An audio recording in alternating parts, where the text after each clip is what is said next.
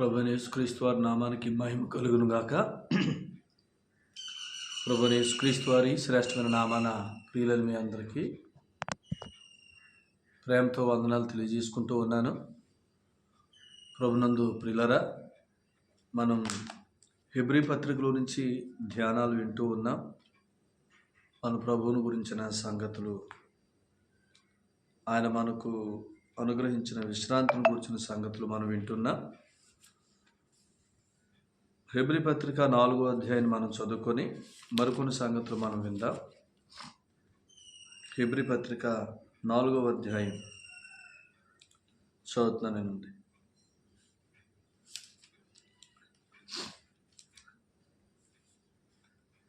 మొదటి నుంచి కొన్ని వచనాలు చదువుదాం.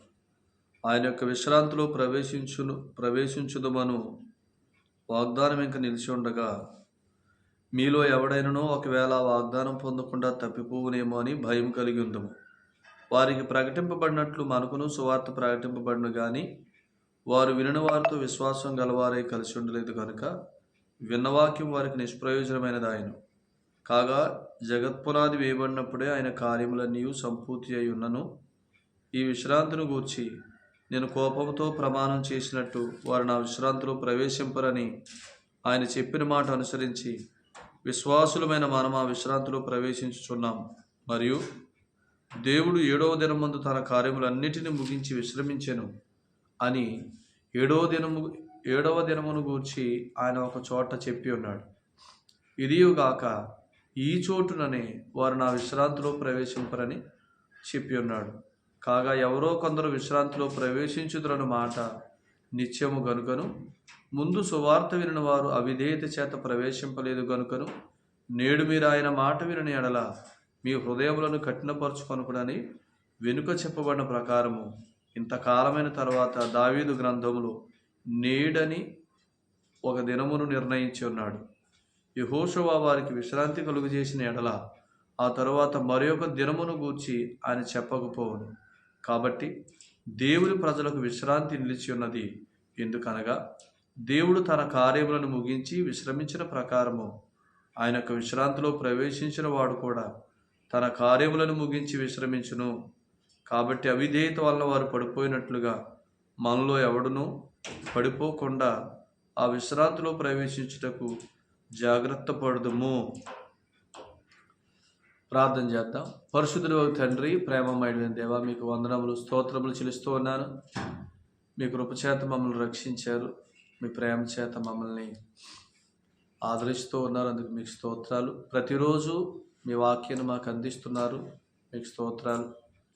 ఈ మాటలు జీవము ఆత్మనే ఉన్నాయని మీరు చెప్పారు. జీవింపచే సంగతులు మాకు అందించమని, మా జీవమైన క్రీస్తును మాకు నేర్పించమని, మీ ఆత్మ ద్వారా వాక్శక్తి ఇచ్చి మీ సేవకును వాడుకోమని యేసుప్రభు నామాన ప్రార్థన చేస్తున్నాం తండ్రి, ఆమేన్.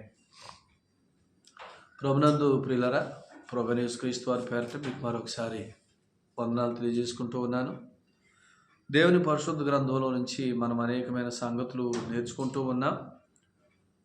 ఈ హెబ్రీ పత్రిక 4వ అధ్యాయం దేవుని విశ్రాంతి అనే సంగతిని మనం నేర్చుకుంటున్నాం. ఈ దేవుని విశ్రాంతి అనేది దేవుడు మూలంగా జీవించే జీవితంలో భాగం ఇది. అందుకని 3వ అధ్యాయం నుంచి 10వ అధ్యాయం వరకు కూడా హెబ్రీ పత్రిక జీవితం. మొదటి అధ్యాయంలో రక్షణ, మొదటి అధ్యాయం ఆఖరి వచనంలో రక్షణ స్వాస్థ్యం. ఈ రక్షణ స్వాస్థ్యాన్ని అనుభవించడానికే జీవితం జీవిస్తున్నాం విశ్వాసం మూలంగా. అందుకనే 3 నుంచి 10 అధ్యాయాలు విశ్వాసం మూలంగా జీవించటం అన్నమాట. ఈ విశ్వాసం మూలంగా జీవించటం అంటే హెబ్రీ పత్రిక 3వ అధ్యాయం మొదటి వచనంలో ఆయన మీద లక్ష్యం ఉంచటం, యేసు ప్రభువు వారి మీద లక్ష్యం ఉంచటం, మన విమోచకుడి మీద, ఆ విమోచన ద్వారా మనకు ఆయన సిద్ధం చేసిన స్వాస్థ్యం మీద లక్ష్యం ఉంచటం. ఎప్పుడు లక్ష్యం ఉంచుతాం? మన రక్షణ విషయమైన సంపూర్ణ నిశ్చయిత అనుకుంటే.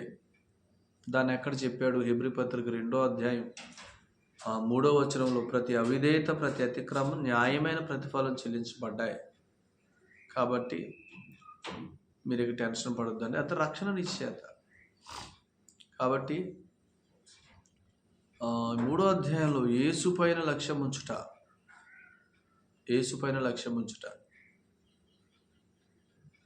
ఆ జీవితంలోకి మనం ఎంటర్ అవ్వాలని చెప్తున్నాడు.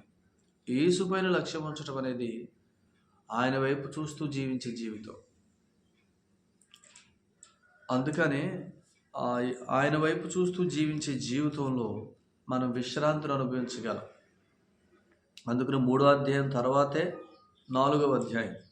4వ అధ్యాయం ఏంటి? ఆయన ప్రజలకు విశ్రాంతి ఉంది. 3వ అధ్యాయం ఏంటి? ఆయన శబ్దం ఉంది. 3వ అధ్యాయంలో నేడు అనబడే సమయం కోసం చెప్పాడు. ఆ నేడు అనబడే సమయంలో ఆయన వినిపిస్తున్న శబ్దం కోసం కూడా మాట్లాడాడు. ఎందుకు ఆయన శబ్దం వినిపిస్తున్నాడు అనంటే వారు విశ్రాంతిలోకి ప్రవేశించడానికి, వారు నెమ్మది కలిగి జీవించడానికి. అదే 3వ అధ్యాయం ఆఖరి వచనంలో మనం చదివితే ఏమని రాయబడిందో ఒక వచనం, కాగా అవిశ్వాసము చేతనే వారు ప్రవేశింపలేకపోయారని గ్రహించుచున్నాం. 3వ అధ్యాయంలో 40 సంవత్సరాలు ఇశ్రాయేలులు అరణ్యంలో సంచరించిన దినాన్ని గురించి రాస్తున్నాడు. ఇశ్రాయేలులు అరణ్యంలో సంచరించిన ఆ 40 సంవత్సరాలకి ఆయన శోధన దినం అని పేరు పెట్టాడు. శోధన దినమందు అని అన్నాడు 8వ వచనంలో. సో అక్కడ శోధన దినం గురించి రాశాడు. ఎందుకు అది శోధన దినం అయిందంటే, ఆ 40 సంవత్సరాలకి శోధన దినం అని పేరు ఎందుకు వచ్చిందంటే, ఆ 40 సంవత్సరాల్లో వారి ప్రవర్తన ఎలా ఉంది? వారి హృదయాలు కఠినమయ్యాయి. వారు ఆయన్ని పరీక్షించారు, ఆయన శోధించారు, ఆయన్ని విసిగించారు. కాబట్టి అది వారికి శోధన దినంగా పరిణమించాయి. ఆ సంవత్సరాలన్నీ వారికి శోధన దినంగా పరిణమించాయి. వారు అవిశ్వాసాన్ని బట్టి. అందుకనే మన దినాలు శోధన దినాలుగా ఉండకూడదు అని అంటే ఆయన శబ్దాన్ని మనం వినాల. ఆయన శబ్దం వినలేని కఠిన హృదయాలు మన దగ్గర ఉండకూడదు. అప్పుడు మన దినాలు శోధన దినాలుగా, ఎప్పుడైతే ఆయన శబ్దం వినమో ఖచ్చితంగా ఆయన్ని విసిగిస్తాం, ఆయన్ని శోధిస్తాం, ఆయనకి కోపం పుట్టిస్తాం. ఎందుకు? ఆయన శబ్దం వినకపోతే మనల్ని ఆయన ఎంత ప్రేమిస్తున్నాడో, మన పట్ల ఆయన ఉద్దేశాలు ఎంత గొప్పయో, మన పట్ల ఆయన ప్రణాళికలు ఎంత గొప్పయో, మన కొరకు ఆయన ఆలోచనలు ఎంత ఉన్నతంగా ఉన్నాయో, మన విషయమై ఆయన సిద్ధం చేసిన మార్గాలు ఎంత శ్రేష్టమైన మార్గాలో మనకు అర్థం కావు, మనం వినట్లేదు. కాబట్టి అప్పుడు ఆయన మన కొరకు సిద్ధం చేసిన జీవితంలో ఆయన ఉద్దేశాలు, ఆయన మార్గాలు అవి ఎంత గొప్పవో, మన పట్ల ఆయన ఆలోచనలు ఎంత ఉన్నతమైనవో అవి ఎరగినప్పుడు మనం ఏం చేస్తామనంటే విశ్వాసాన్ని బట్టి జీవించం, అంటే ఆయన శబ్దాన్ని బట్టి జీవించం. అప్పుడు ఎలా జీవిస్తాం? శరీరాన్ని బట్టి జీవిస్తాం. ఈ శరీరాన్ని బట్టి జీవించడం అనే దాన్ని ఏమంటున్నాం? ధర్మశాస్త్రం మూలంగా జీవిస్తాం. ఈ శరీరాన్ని బట్టి జీవించే జీవితంలో ఖచ్చితంగా మనం ఏమవుతామంటే, ఆయన చెప్పాడు, నా విశ్రాంతిలో మీరు ప్రవేశించరు, నా విశ్రాంతిలో మీరు ప్రవేశించరు అని చెప్పాడు. అందుకనే ఆయన శబ్దాన్ని ఎవరైతే వింటున్నారో వారు ఖచ్చితంగా ప్రవేశిస్తారు. అదేగా చెప్పింది, కాగా అవిశ్వాసము చేతనే వారు ప్రవేశింపకపోయేరి అని అన్నాడు 19వ వచనం 3వ అధ్యాయం ఆఖరి వచనం. అవిశ్వాసం ఎందుకు వచ్చింది? ఆయన శబ్దం ఇస్తున్నాడు, ఆ శబ్దాన్ని వింటూ నా వైపు చూస్తూ, ఆయన వైపు చూస్తూ జీవించడం, లేదా ఆయన మీద లక్ష్యం ఉంచడం అంటే ఏంటి? ఆయన ఇస్తున్న మాటల మీద లక్ష్యం ఉంచాలి. ఆయన నోటి నుండి వచ్చే దయగల మాటల కొరకు కనిపెట్టుకోవాలా. మరి ఆయన పాదాల చేత కూర్చుంది, ఆయన నోటి నుంచి వచ్చే మాటలు, ఆయన బోధ వింటూ సేద తీరుతుంది, నెమ్మది అనుభవిస్తుంది, విశ్రాంతి అనుభవిస్తుంది.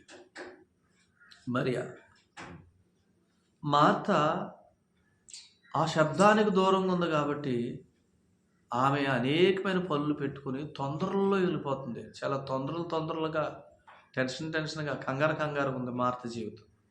ప్రభువే అన్నాడు కదా, నువ్వు అనేకమైన పనుపాట్లు పెట్టుకోవటం వల్ల తొందరలు వచ్చినాయి నీకు. మరియ ఉత్తమమైన దాన్ని ఎన్నుకుంది, ఆమెకు తొందరలే. కేవలం ఉత్తమమైన దాని మీద మన మనసు పెట్టి, ఉత్తమమైనది ఏంటి? ఆయన శబ్దం వినుట, ఆయన సందేశం వినుట. ప్రతిరోజు ఉత్తమమైన స్థలంలో మనం కూర్చుంటే, ఆయన పాదసరదులు మనం కూర్చుంటే, ఆయన నోటిని కనిపెడుతూ ఉంటే, ఆయన నోటి నుంచి వచ్చే మాటలు మనం ఆ బోధన వింటూ ఉంటే, అది మనకి ఏం కలుగజేస్తుందంటే విశ్వాసాన్ని కలుగజేస్తుంది. అందుకని 3వ అధ్యాయం, హెబ్రీ పత్రిక 3వ అధ్యాయం, విశ్వాసం కొరకైన సందేశం. కానీ వారు ఆ సందేశాన్ని పట్టుకోలేదు కాబట్టి వారికి విశ్వాసం కలగల. వారి హృదయాలు కఠినమయ్యాయి కాబట్టి వారి పట్ల దేవుని ఉద్దేశాలు ఎంత గొప్పవో వారికి అర్థం కాలే. అవి ఎంత ఉన్నతమైనవో వారికి అర్థం కాలే. ఆయన మార్గాలు ఎంత గొప్పయో వారికి అర్థం కాలే. వారి పట్ల దేవుడు కలిగి ఉన్న ఉద్దేశాలు ఎంత గంభీరంగా ఉన్నాయో వారికి అర్థం కాలే. 55వ అధ్యాయం యెషయా గ్రంథంలో 9వ వచనం అనుకుంటాను, మీ ఆలోచనల కంటే నా ఆలోచనలు, మీ మార్గాల కంటే నా మార్గాలు ఎంతో ఉన్నతమైనవి అని అన్నాడు. మరి ఈ మార్గాలు, ఈ ఆలోచనలు, ఉన్నతమైన మార్గాలు, ఉన్నతమైన ఆలోచనలు ఆయన మనల్ని ప్రవేశపెట్టాలనుకుంటున్నాడు. మన లోకానికి ఉన్నతంగా చూపించాలనుకుంటున్నాడు. దాని కొరకు మనల్ని ఏం చేయమంటున్నాడు? ఏం చేయమంటలా. నా శబ్దం మీ దగ్గరకు వస్తున్నప్పుడు మీ హృదయాలు కఠినమవ్వకుండా చూసుకోండి అని చెప్తున్నాడు. ఆయన సందేశం మన దగ్గరకు వస్తున్నప్పుడు మన హృదయాలు కఠినం అవ్వకూడదు. మన హృదయాలు కఠినమవుతున్నాయంటే మనం ఎక్కడో ఖచ్చితంగా మనం శరీర రీతిగా జీవిస్తున్నాం, ధర్మశాస్త్రాన్ని బట్టి జీవిస్తున్నాం. ధర్మశాస్త్రాన్ని బట్టి జీవించేవాడు అతడు మెత్తన హృదయాలు కలిగిన వాడు కాదు, మెత్తన హృదయం కలిగిన వాడు కాదు. దేవుడు మాట ఎక్కడ రాయబడుతుంది? మెత్తన హృదయాల మీద. కొరింథీయులకు రాసిన 2వ పత్రిక 3వ అధ్యాయంలో మెత్తని హృదయముల మీద ఆయన ఆ వాక్యాన్ని రాస్తాడు. మన హృదయాలు కఠినమైపోతే జీవించటానికి అవసరమైన సందేశం, ఆయన మీద లక్ష్యం ఉంచుతూ బ్రతకటానికి అవసరమైన విశ్వాస మూలమైన సందేశాన్ని, విశ్వాస వాక్యాన్ని ఆయన మన హృదయాల మీద రాయలేడు. ఎందుకు? మన హృదయాలు ఏమైపోయినాయి? కఠినమైపోయినాయి. కానీ ఆయన ఎక్కడ రాస్తాడు? మెత్తన హృదయాల మీద రాస్తాడు. కఠినమైపోయిన హృదయాలు వారు ఎక్కడికి వెళ్ళిపోతున్నారు? రాళ్ల మీద చెక్కబడిన పరిచర్య గుండా వెళ్ళిపోతున్నారు. అనగా ధర్మశాస్త్రం మూలంగా, అంటే శరీర రీతిగా బ్రతుకుతున్నారు. ఎందుకు? వారి హృదయాలు మెత్తగా లేవు. వారు జీవించడానికి అవసరమైన సందేశం ఆ హృదయాల మీద దేవుడు రాయలేకపోతున్నాడు. కాబట్టి వారు అలా వెళ్ళిపోతున్నారు అన్నమాట. వారు శరీర రీతిగా జీవిస్తున్నారు. ఆయన విశ్రాంతికి మూలం విశ్వాసం అంటే ఆయన వైపు లక్ష్యం ఉంచుట. ఆయన అంటే మన పాపములకు శుద్ధి చేసినవాడు, మనల్ని ఉన్నత లోకంలో దేవుని ఎదుట నీతిమంతులుగా, పరిశుద్ధులుగా, దేవుని కుమారులుగా కూర్చోబెట్టినవాడు. మనకు ఆత్మనిచ్చి ఆ ఆత్మ మూలంగా ఉన్నతలోక జీవితాన్ని ఇక్కడ జీవించటానికి, మనల్ని నడిపించటానికి ఇష్టపడుతున్నవాడు. మాత్రమే కాదు, ఆయన మీద లక్ష్యం ఉంచే జీవితం ద్వారానే విశ్వాసము, ఆ విశ్వాసములో నుంచే విశ్రాంతి. ఆయన మన పట్ల కలిగి ఉన్న ఉద్దేశాలు ఎంత గొప్పయో, ఆయన నన్ను ఎంత ప్రేమించాడు, నా ప్రభు ఖచ్చితంగా ఇవన్నీ నా జీవితంలో నెరవేరుస్తాడని విశ్వాసపు వాక్యం మన హృదయాల మీద రాయబడితే మనం ఖచ్చితంగా వాక్యాన్ని బట్టి జీవిస్తాం. వాక్యాన్ని కనిపెడుతూ జీవిస్తాం, ఓపికతో సాగిపోతాం. కానీ శరీర రీతిగా బ్రతకం. అందుకనే వారు తమ అవిధేయత చేత పడిపోయారు, విశ్రాంతిలో ప్రవేశించలేదు. అవిశ్వాసం చేత. అవిశ్వాసం ఎందుకు వచ్చింది? వారి హృదయాలు కఠినమయ్యాయి. వారి హృదయాలు ఎందుకు కఠినమయ్యాయి? వారు ఆయన శబ్దాన్ని వినలేదు. కాబట్టి జీవించడానికి అవసరమైన సంగతులు వారి హృదయాల మీద ఆయన రాయలేకపోయాడు. ఇప్పుడు వారి జీవిత విధానం మారిపోయింది. మెత్తన హృదయాల మీద రాయబడిన సంగతులతో జీవించవలసిన వారు హృదయాలు కఠినమైపోయిన కారణం చేత విధానమే మారిపోయింది. అవిధేయతలోకి వెళ్ళిపోయారు. ఆ అవిధేయతను బట్టి వారు శోధన పాలయ్యారు. అందుకని ఆ దినాలకి శోధన దినం అని పేరు వచ్చింది. ఆ సంవత్సరాలన్నింటికి ఒకే ఒక పేరు పెట్టాడు దేవుడు, శోధన దినం అన్నాడు అంతే. శోధన దినం వారి జీవితాలు ఎందుకు వచ్చిందంటే హృదయాలు కఠినమై ఆయన శబ్దం లేని మనసున్న కారణం చేత ఆయన్ని విసికించి, ఆయన శోధించి, ఆయన పరీక్షించి, ఆయన కోపం పుట్టించే జీవితంలోకి వెళ్ళిపోయారు. తద్వారా ఆయన వారి కొరకు సిద్ధం చేసిన ఆ ఉన్నతమైన మార్గాలు, ఆ ఉద్దేశాలు, ఆ ఉన్నతమైన ఆలోచనలు ఏవి కూడా వారు ఎరగలేకపోయారు. అందుకనే ఇక్కడ ఆయన చెప్తూ 4వ అధ్యాయాన్ని స్టార్ట్ చేస్తూ మనము అని అన్నాడు. మనం అంటే ఎవరు? నేడు అనే సమయంలో బ్రతుకుతున్నవారు. నేడు అనే సమయంలో మనం ఉంటున్నాం. అందుకని నేడంటే ఏంటి చెప్పు. నేడంటే సంఘకాలము. నేడంటే ప్రభు పరలోకంలో ఉన్నంత కాలము భూమి మీద సంఘం ఉంటుంది. ప్రభు పరలోకంలో ఉన్నాడంటే ఆయన విశ్రాంతిలో ఉన్నాడు. కాబట్టి నేడనే కాలం విశ్రాంతి కాలం. ఎందుకు? ఆయన కూర్చున్నాడు, మనల్ని కూర్చోబెట్టాడు. ఎఫెసీ పత్రిక 2:7. ఆయన విశ్రాంతులు ఉన్నాడు, మనల్ని కూడా విశ్రాంతిలో కూర్చోబెట్టాడు. అది ఎరగాల. ఈ సంఘకాలం అంతా మనం క్రీస్తుతో కూర్చున్నామంటే విశ్రాంతిలో ఉన్నాం. అది ఎరగాల. మాత్రమే కాదు, ఇది అనుకూల సమయం, ఇది రక్షణ దినం, ఇదే కోతకాలం. ఇప్పుడు ఈ నేడు అనబడే సమయంలో, ఈ సంఘకాలంలో మనం విశ్రాంతిలో ప్రవేశించడానికి అవకాశం ఉంది. ఎందుకు? మనకి ఇంకా సమయం ఉంది. ఆనాడు వారు ఆ సమయాన్ని పాడు చేసుకున్నారు. నేడనే సమయంలో ఇంకా మనకి సమయం ఉంది. ఇప్పుడైనా మనం ప్రభు వాక్యాన్ని వినగలిగితే, విశ్రాంతిలో ప్రవేశింపజేసే వాక్యం ఏంటి అనంటే, మీరు ఆయన విశ్వాసం ద్వారా విశ్రాంతి అన్నాడు కదా. వారు అవిశ్వాసం ద్వారా ప్రవేశించలేదు, మనం విశ్వాసం ద్వారా ప్రవేశిస్తాం. విశ్వాసం అంటే ఏంటి? వినుట వల్ల విశ్వాసం.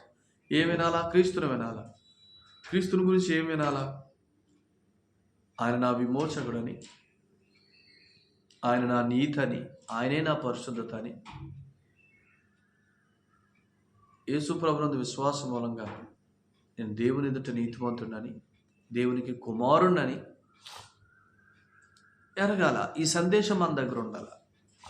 ఈ సందేశము ద్వారా ఇంకా మన హృదయాలు, ఈ సందేశం, ఎవరైతే ఈ సందేశాన్ని కలిగి ఉన్నారో, ఈ నిశ్చేతను కలిగి ఉన్నారో, యేసు ప్రభునందు విశ్వాసం మూలంగా నేను పాప క్షమాపణ పొందాను, నేను నీతిమంతుడిని, దేవుని కుమారుణ్ణి, ఇది ఈ స్థితి ఇంకా పోయేది కాదు, సదాకాలం ఉండేది అని ఎవరైతే ఈ నిశ్చేత కలిగి ఉన్నారో వారి హృదయాలు మెత్తగా ఉంటాయి ఎల్లప్పుడూ. ఈ మెత్తన హృదయాల మీద ఆయన ఉద్దేశాలు రాస్తాడు, ఆయన ఆలోచనలు, ఆయన మార్గాలు రాస్తాడు. అవి మనకు తేటగా అర్థమవుతాయి, హృదయాలు మెత్తగా ఉంటాయి. అప్పుడు ఆ ఉద్దేశాలకు మనం ప్రవేశిస్తాం. ఇప్పుడు ఇశ్రాయేలీల్ని ఐగుప్తులోంచి బయటికి తీసుకొచ్చాడు. అసలు ఐగుప్తులోంచి వారిని బయటికి తీసుకురావడానికి ముందు ఏం చెప్పాడు? ఒక మంచి దేశం అన్నాడు. ఎవరితోటి? అబ్రహాంతో. ఎప్పుడు అన్నాడు? 430 సంవత్సరాల క్రితమే అబ్రహాంతో ఏమని చెప్పాడు? ఒక మంచి దేశం నీ సంతానానికి ఇస్తానని చెప్పాడు. ఆ మంచి దేశం పేరేం పేరు? కనాను దేశం. దాన్ని ఎలా ఇస్తారన్నాడు? నిత్య స్వాస్థ్యం ఇస్తారన్నాడు. ఆదికాండం 17వ అధ్యాయం 8వ వచనంలో. నీవు సంచరించిన ఈ దేశాన్ని, నువ్వు పరదేశిగా ఉన్న ఈ దేశాన్ని నీ సంతానానికి నిత్య స్వాస్థ్యం ఇస్తానని అన్నాడు. కనానుని. కనాను అంటే విశ్రాంతి. విశ్రాంతి మన నిత్య స్వాస్థ్యంగా ఉండాలి. అంటే ప్రతిరోజు విశ్రాంతి అనుభవించాలన్నమాట. అది నిత్య స్వాస్థ్యం అంటే. ప్రతిరోజు మనం నెమ్మది విశ్రాంతి అనుభవించాలి, ప్రతి విషయంలో అనుభవించాలి. అప్పుడు వారి జీవితాలు, అలా ఎవరైతే అనుభవిస్తున్నారో వారి జీవితాలు పరలోకంగా ఉంటాయి. ప్రతిరోజు ప్రతి విషయంలో విశ్రాంతి. ప్రతిరోజు నీ అవసరతల విషయంలో విశ్రాంతి అనుభవించాలి. ఎందుకు? ప్రతిరోజు నీ పిల్లల విషయంలో విశ్రాంతి అనుభవించాలి. ప్రతిరోజు నీ అవసరతల విషయంలో విశ్రాంతి అనుభవించాలి. నీ ఆరోగ్య విషయంలో విశ్రాంతి, నీ కుటుంబ విషయాలు విశ్రాంతి, నీ భక్తి విషయాలు విశ్రాంతి. విశ్రాంతి అనుభవించడం అంటే ఏంటి? యేసు ప్రభునందు విశ్వాసం మూలంగా నేను దేవుని కుమారుణ్ణి, నేను నీతిమంతుణ్ణి, సదాకాలం నన్ను ఆయన ఇంట్లో కూర్చోబెట్టుకున్నాడు, ఉన్నత లోకంలో కూర్చోబెట్టుకున్నాడు.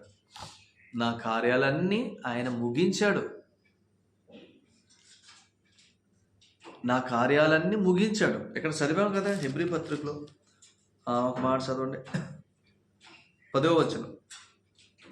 కాబట్టి దేవుని ప్రజలకు విశ్రాంతి నిలిచున్నది, ఎందుకనగా దేవుడు తన కార్యములను ముగించి విశ్రమించిన ప్రకారం ఆయన యొక్క విశ్రాంతిలో ప్రవేశించిన వాడు కూడా తన కార్యములను ముగించి విశ్రమించిన. అది విశ్రాంతి అంటే ఏంటి? ఆయన కార్యాలన్నీ ముగించి విశ్రాంతిలో ప్రవేశించాడు. ఆయన నా కార్యాలన్నీ ముగించాడు. నేను దేనిని గూర్చి టెన్షన్ పడవలసిన అవసరం లేదు. అందుకని ఏమన్నాడు? దేనిని గూర్చి చింతపడద్దు, నేను మీ కార్యాలన్నీ ముగించాను, సిలువలో సమాప్తం అని చెప్పాను. మీ ఆర్థిక విషయాలు, మీ ఆరోగ్య విషయాలు, మీ కుటుంబ విషయాలు, మీ బిడ్డల విషయాలు, మీ భక్తి విషయాలు, ఎవ్రీథింగ్ వాజ్ ఫినిష్డ్. అంతా సమాప్తమైంది. నేను సమాప్తం చేసింది నా కార్యాలు కాదు, మీ కార్యాలే.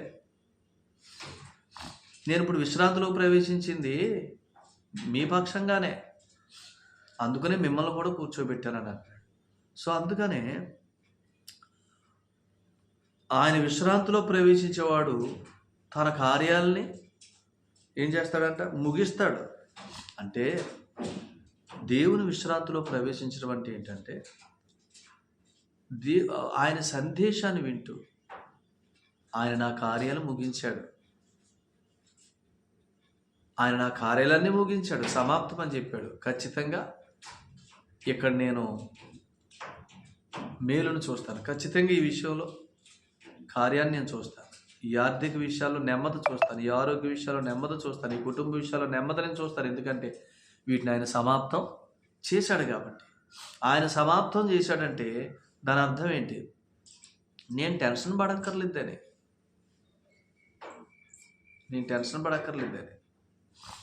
ఇప్పుడు నేను చేయాల్సిన పని ఏంటంటే ఆ కార్యాలు ఆయన ఎంత గొప్పగా ముగించాడో వినాలి. నేను ఆయన పాదాల చెంత ఆయన ఎంతగా కార్యాలు సమాప్తం చేశాడో నేను వినే కొద్దీ అంతగా ఉంటారు, అంతగా నెమ్మదిని అనుభవిస్తాను. ఇప్పుడు ఇశ్రాయేలుకి కనాను నిత్యస్వాస్యంగా ఇచ్చాడు ఆయన, కానీ దాని వారు అలాగ అనుభవించలే. కారణం వారి హృదయాలు కఠినమయ్యాయి. అందుకనే వారు దాన్ని అనుభవించారు. అందుకనే యెహోషువ వారికి విశ్రాంతి కలుగు చేస్తే నేడని ఒక దినం గురించి రాయడు కదా అని అంటున్నాడు. ఎందుకనంటే యెహోషువ వారిని ఆ దేశంలోనికి ప్రవేశపెట్టినా వారు అక్కడ నిత్యము ఉండలేకపోయారు, మరలా చెరలోకి వెళ్ళిపోయారు. అంటే ఏంటి? ఆ విశ్రాంతిని వారు అనుభవించలా. కారణం వారి అవిధేయత, వారి అవిశ్వాసం. మీకు అది ఉండకుండా చూసుకోండి అన్నాడు, జాగ్రత్త పడి అన్నాడు, భయం కలిగి ఉన్నాడు అన్నాడు. చూడండి, ఏకంగా భయము కలిగి ఉందామన్నాడు 4:1. మీలో ఎవడైనా ఒకవేళ ఆ వాగ్దానం పొందకుండా, ఏ వాగ్దానం? విశ్రాంతి కూర్చిన వాగ్దానం పొందకుండా పోతాడేమో భయం కలిగి ఉన్నాడు. విశ్రాంతి మన నిత్య స్వాస్థ్యం. ప్రతిరోజు విశ్రాంతి అనుభవించాలి. నిత్య స్వాస్థ్యం అంటే నిత్యము విశ్రాంతిని అనుభవించాలి. మనం ఏ విషయాల్లో టెన్షన్ పడవద్దు. ఎందుకు? ఆయన సమస్తము సమాప్తం అన్నాడు. ఆయన సమస్తము సమాప్తం అన్నది ఎవరి పక్షంగా? నా పక్షంగా సిలువకి వెళ్ళాడు, నా పక్షంగా సమాప్తం అన్నాడు. నా పాపాల విషయం సమాప్తం, నా నష్టాలన్నిటికీ నింపుదల విషయంలో సమాప్తం చేశాడు, అన్నీ సమాప్తం చేశాడు. ఆరోగ్య విషయంలో అన్ని విషయాలు. ఇది నమ్మితే అన్ని విషయాల్లో నెమ్మదిగా ఉంటాం, అన్ని విషయాలు విశ్రాంతి అనుభవిస్తాం. అందుకనే ఆయన ఈ 4వ వచనంలో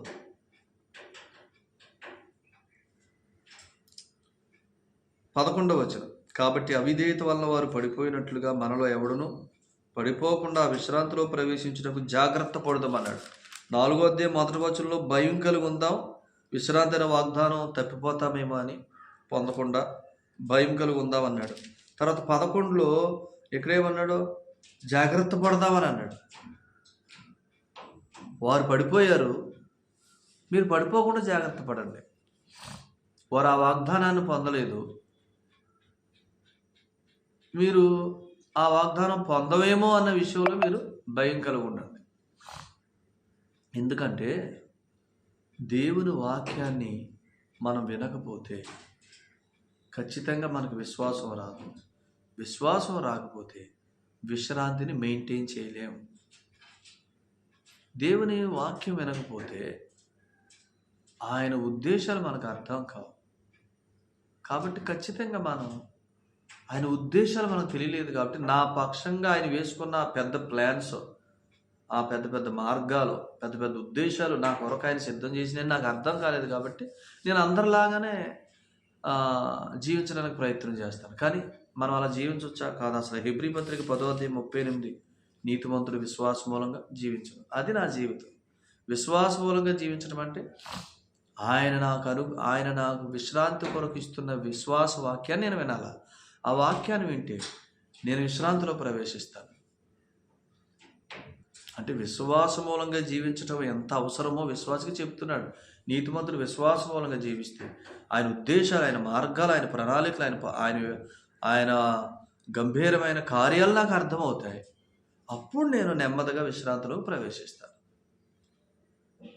అందుకనే విశ్వాసి జీవిస్తున్న దినాలన్నింటిలో ప్రతిరోజు నేను దేవుని కుమారుణ్ణి, యేసు ప్రభునందు విశ్వాస మూలంగా దేవుని ఎదుటి నీతిమంతుని, దేవుని కుమారుని సదాకాలానికి నా కొరకు ఆయన విశ్రాంతి సిద్ధం చేశాడు. ప్రతిరోజు నా ప్రతి విషయాల్లో, ప్రతి కార్యాలు విశ్రాంతి అనుభవించడానికి నా కార్యాలన్నిటిని ఆయన సిలువలో ముగించాడు, సమాప్తం అని చెప్పాడు. ఆయన ఎంతగా ముగించాడో, ఆయన ఎంతగా కార్యాలని నా కొరకు ఘనపరిచాడో వాటిని వినాలా అని ప్రతిరోజు ఆయన గురించి వాక్యం వింటే ప్రతిరోజు ప్రతి విషయంలో విశ్రాంతి అనుభవిస్తాం, నెమ్మది కలిగిన వారంగా జీవిస్తాం. అట్టి కృప దేవుడు మనందరికీ దయచేయను గాక. దేవుడి మాటలు మన వెనుకలు దీవించును గాక. ప్రార్థన చేద్దాం. పరిశుద్ధుల తండ్రి, ప్రేమ కలిగిన దేవ, మీకు వందనాలు. ప్రేమించి మీరు మాకు ఇచ్చిన సమయానికి స్తోత్రాలు. నాయన, విశ్వాసము ద్వారా విశ్రాంతి అని, వేటి కొరకు టెన్షన్ పడక్కర్లేని, చింతపడక్కర్లేని ఒక గొప్ప జీవిత విధానం అని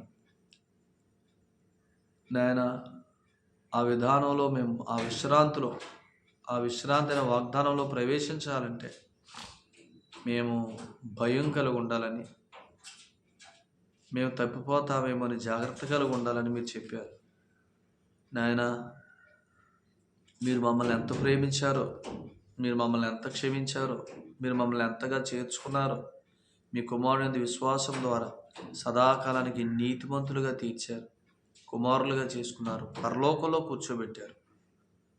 ఆ పరలోకాన్ని లోకంలో జీవించడానికి మీరు పరలోకంలో కూర్చున్నారు, అనగా విశ్రాంతిలో కూర్చున్నారు. మేము మీతో కూడా పరలోకంలో కూర్చున్నవారు నాయన, మా కార్యాలన్నీ ముగించబడ్డాయి అని మేము ఎరిగితే, నేను దేవుని కుమారుణ్ణి అని ఎదుట సదాకాలానికి నీతిమంతుణ్ణి అని ఎరిగితే, ఈ మెత్తన హృదయాల మీద అలాగే ఎరిగి విశ్వాస వాక్యాన్ని వింటున్నప్పుడు మీరు ఈ మెత్తన హృదయాల మీద ఆయన మీ ఉద్దేశాలు, మీ ప్రణాళికలు, మా పట్ల మీకున్న మీరు ఏర్పరిచిన గొప్ప మార్గాలు మాకు తెలియజేస్తారు. అప్పుడు ధైర్యంగా ఉంటాం, విశ్రాంతిలో ప్రవేశిస్తాము. మా హృదయాలు కఠినమవకుండా విశ్వాస వాక్యాన్ని విని ఎల్లప్పుడూ మెత్తన హృదయాల మీద మా విశ్రాంతి వాక్యాన్ని, మా విశ్వాస వాక్యాన్ని అనుభవించడానికి కృప చూపించమని, ఈ సంగతులు ప్రియులందరికీ అర్థమవునట్లుగా మీ ఆత్మ ద్వారా వారిని నాయన జ్ఞానం ఇచ్చి నడిపించమని, గొప్ప విశ్రాంతిని వారు అనుభవించినట్లుగా కార్యం జరిగించమని, వారిని వారి కుటుంబాలను దీవించమని, సత్యం వెల్లడవటం ద్వారా కలిగే ప్రతి ఆశీర్వాదం వారు అనుభవించినట్లుగా కృప చూపించమని, యేసు క్రీస్తు ప్రభువు నామమున స్తుతించి స్తోత్రాలు చెల్లించి ప్రార్థన చేస్తున్నాం తండ్రి. ఆమేన్. అందరికీ ప్రేమ వందనాలండి. ప్రభు మిమ్మును మీ కుటుంబాలను దీవించును గాక. ఆమేన్.